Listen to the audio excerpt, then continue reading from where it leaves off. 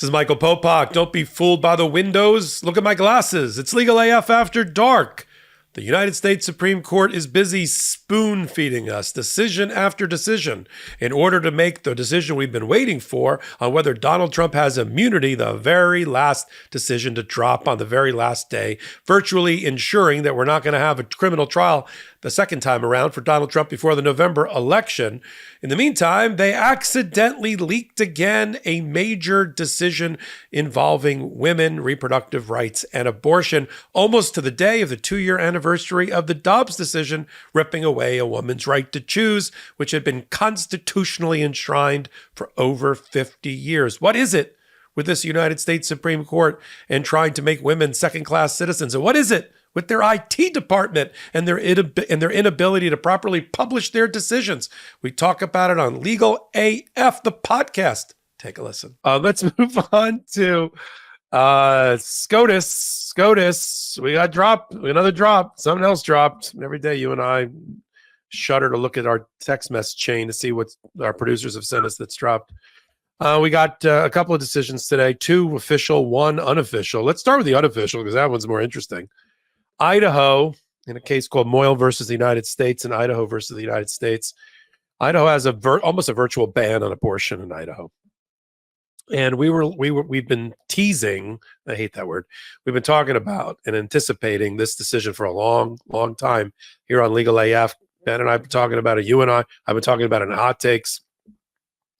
What are they going to do when the Biden administration smartly used an existing law on the books under Medicare called EMTALA, the Emergency Abortions Law, to try to override and require that when medical necessity in the life of the mother is in jeopardy, unless there's an abortion, that an abortion is given in federally funded hospitals, regardless of whatever the MAGA was able to pass, or what law from the 1880s or 70s was triggered by the repeal of Roe versus Wade.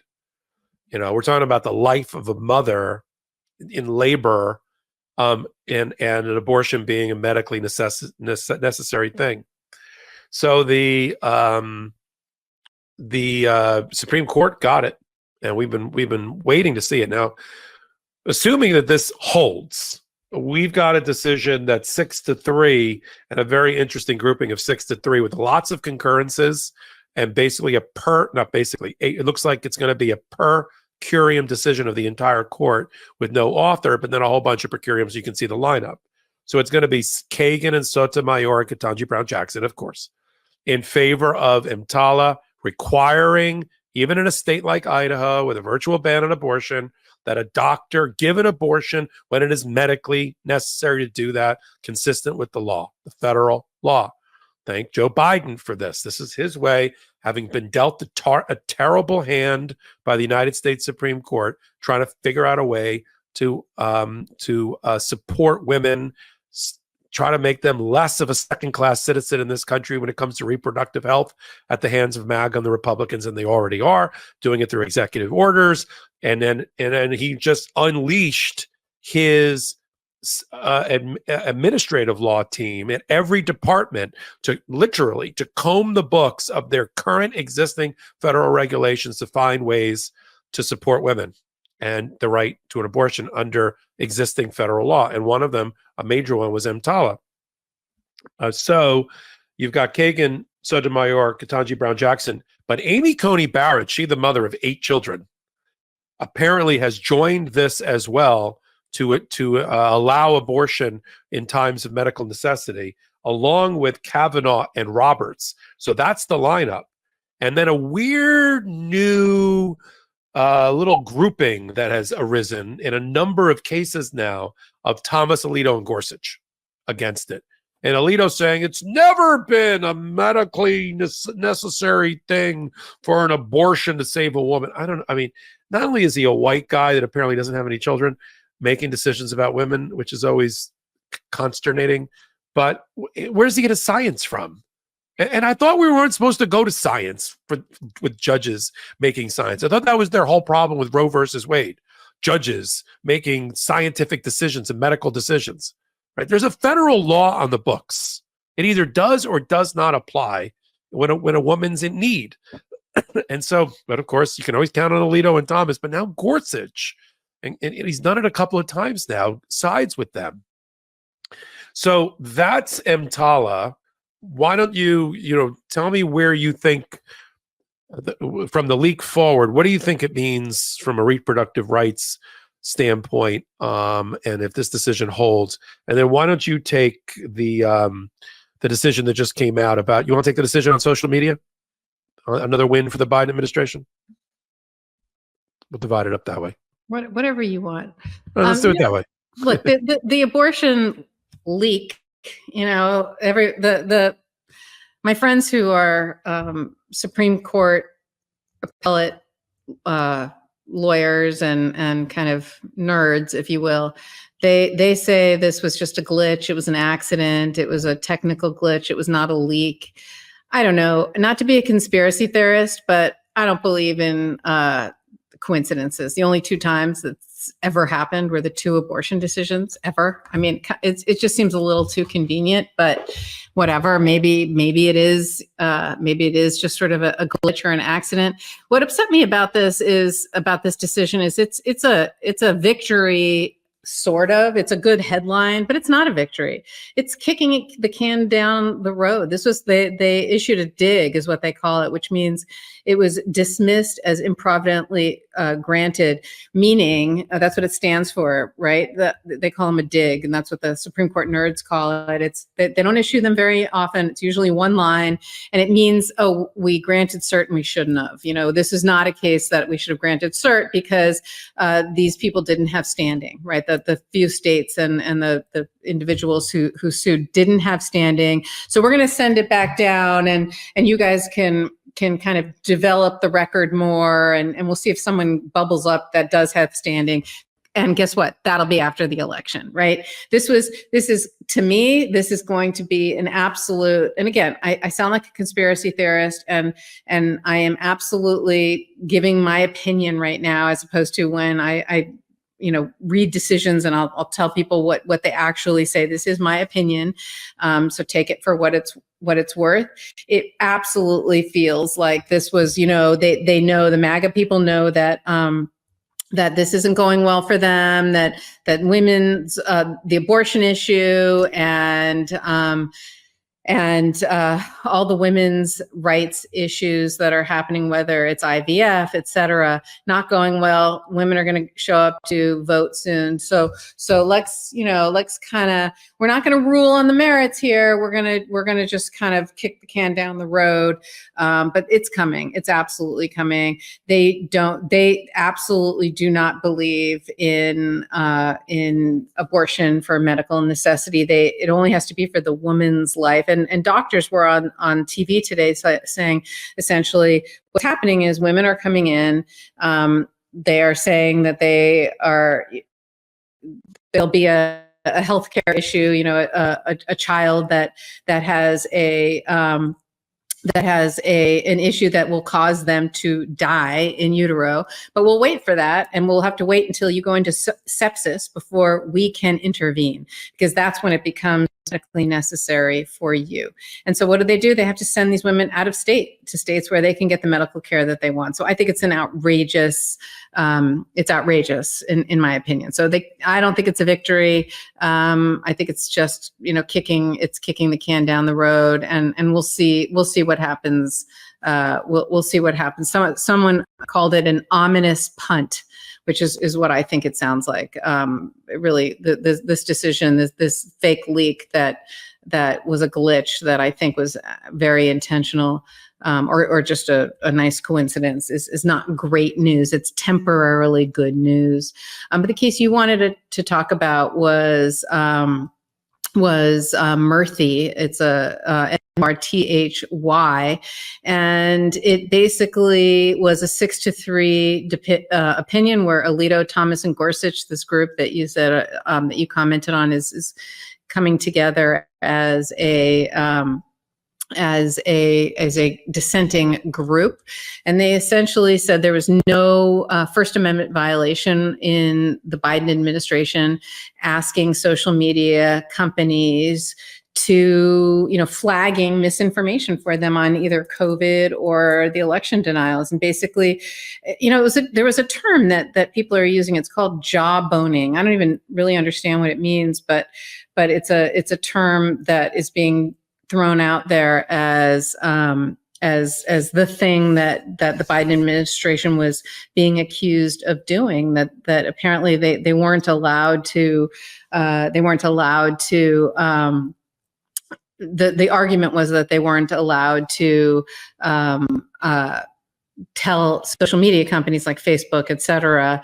And there were 2 states and 5 social media users that sued the executive branch, claiming that there was pressure for censorship, and essentially the Supreme Court said that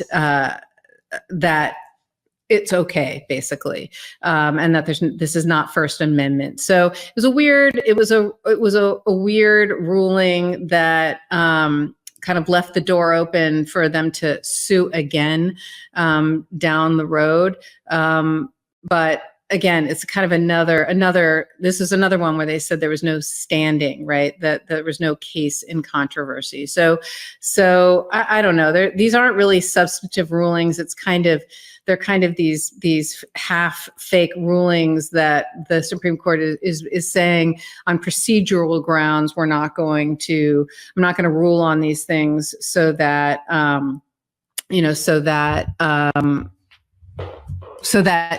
don't get criticized, is what I think is happening. But they're not really ruling on substantive things. They're ruling on procedural grounds, which has the effect of leaving these things in place. Yeah, all they need is somebody whose actual social media posting was banned by a platform, which they will then argue is because of pressure by the Biden administration, and then they'll have standing. And then I don't know exactly what will happen on the merits. I know from the oral argument in this Murthy case, Murthy's our U.S. Surgeon General, he got enjoined along with some others because he was going after fake COVID and fake health misinformation that was being put on the internet by internet trolls, Russia, China, MAGA, all the uhs, and killing people. And that sounds like a bad thing. That sounds like something the Surgeon General should be against. I mean, the Surgeon General just came out with a proposal to, and through the FDA, to have social media have like warning labels on it, and have children be banned from it, almost like it's a carcinogen, like a mental carcinogen. And, the way the MAGA and our Russian and Chinese trolls, who are masters of disinformation and brainwashing in order to pit Americans one against the other, and put us at each other's throats. And they're doing a great job with that, by the way. Shout out to the Russians and the Chinese who have figured out a way to activate and mislead great swaths of our country, including people, Karen, and your family and my family. But it'll just come back another day when there's somebody with proper standing. That's why I didn't get that excited about the decision, the last medicated abortion decision about mifepristone. I got it right. And we were like, oh, the headline that everybody had was like 9-0, like 9-0 on standing. It was just because this group of doctors never prescribed it, didn't treat anybody that had been harmed by it, and therefore didn't have standing. Or as Brett Kavanaugh put it in his so bluntly in his decision, what's it to you? You got to get over at least the what's it to you standard of standing, or you don't get into the courtroom. I thought that was like a New Yorker taxi driver. You're like, you talking to me? What's it to you? But it's like the bare minimum of what you need in order to have a ticket in the courthouse. I mean, we're not supposed to have, unless you're in Judge Cannon's chambers or courtroom, you're not supposed to be a complete stranger to the case and then be able to argue about it in a court of law. That's not our adversarial process at all, despite the existence of amicus briefs. So, and there was another decision on bribery, which sort of refined what bribes people can take that are in federal office that'll pass muster, and sort of delegating it to the local and state officials to figure out how much is too much when you reward a federal officer, a state officer for for something, passing a legislation or something. I'm sorry, I'm old school. I don't think civil servants or people who are in an elected position in order to avoid public corruption should take anything. But, this Supreme Court's always finding ways to backhandedly help Donald Trump and his presidency of kleptocracy. And Clarence Thomas. I mean, seriously, right? Oh, right. Exactly. It's consistent with Clarence Thomas taking scads and gifts, right? You and I should get such a gift. You ever gotten a gift of an all expense paid vacation abroad in Europe and all the finest hotels and air? No, that's called the client who pays you to go handle a case in that country or whatever. Yeah, no, I mean, look, it's essentially, this case was about, is it a bribe? Like, is it a quid pro quo? Am I giving you something because I want something in the future in return? But it's okay, though, after you've already made your decision and done something as a public official, if you want to get a gift later, if someone wants to give you a gift, that's a gratuity. That's not a bribe. And that's what they essentially said. And I couldn't help but think, oh, okay, this was Clarence Thomas saying, hey, what are they going to do? Start saying that I'm being bribed with all these all expense, paid vacations that we're all getting? I mean, it's absurd. It's absolutely absurd. Public corruption is a big deal and is a big problem. We got two major public corruption cases going on in my home state right now in New Jersey. Menendez, who got caught with his pants down and over the closet door containing gold I said gold bricks, containing gold bars. Yeah, that his then wife, and he got for helping an Egyptian businessman get the halal certification rights for everything going overseas in the military. A tremendously lucrative thing for which the Menendez family got a Mercedes and gold bars and everything else. And we got another major former executive in government in New Jersey who was basically taking bribes to approve real estate development rights and other things like that. And public corruption is a big deal. And those that practice, Jack Smith years before he worked with you, but when he was with the feds, he worked in public corruption.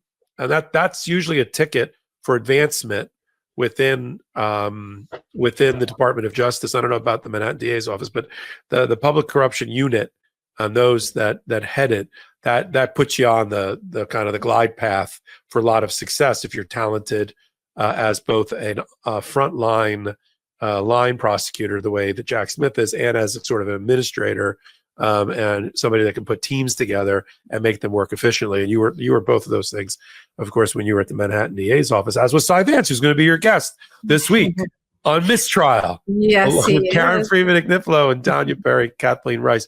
Welcome back. Every Wednesday and Saturday, we do a little show we like to call the Legal AF Podcast. We do it right here on the MeidasTouch Network, where you can free subscribe. Yep, I said free.